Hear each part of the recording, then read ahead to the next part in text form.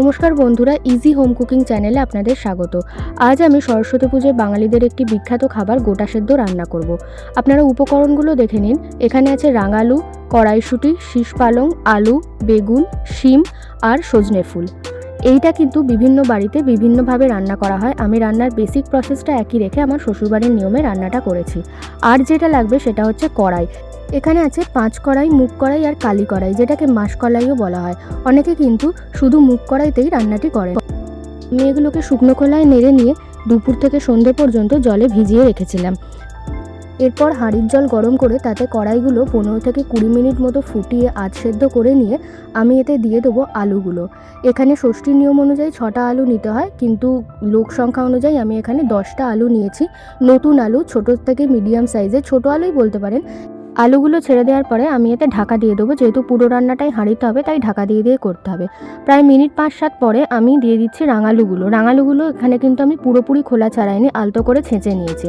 এরপরে যাচ্ছে বেগুনগুলো দেখতেই পাচ্ছেন, বোটাগুলো আমি কিছুটা করে কেটে দিয়েছি, পুরোটা কাটিনি, আর আলতো করে চিড়ে দিয়েছি।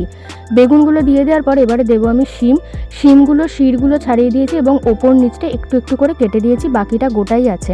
আবার আমি ঢাকা দিয়ে দেবো এটাকে। এরপরে ছবিতে যে চামচ দেখা যাচ্ছে সেই চামচের 2 চামচ ভর্তি করে হলুদ দিয়েছি এবং এই বড় চামচের 2 চামচ ভর্তি করে নুন দিয়েছি। বেশ কিছুক্ষণ সেদ্ধ করার পর ঢাকনাটা খুলে নিচ্ছি।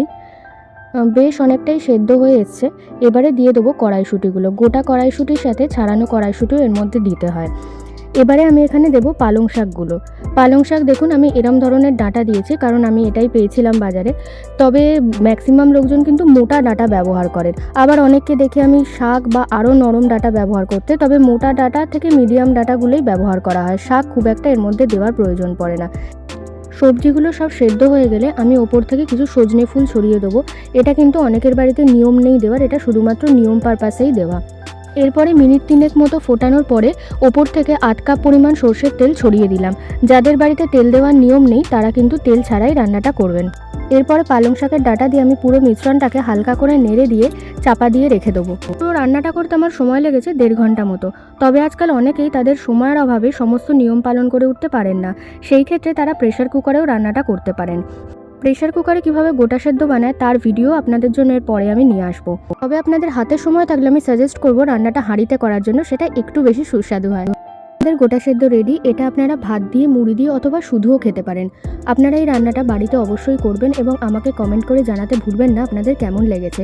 ভিডিওটি ভালো লাগলে লাইক, শেয়ার এবং সাবস্ক্রাইব করে উৎসাহ দেবেন। ধন্যবাদ।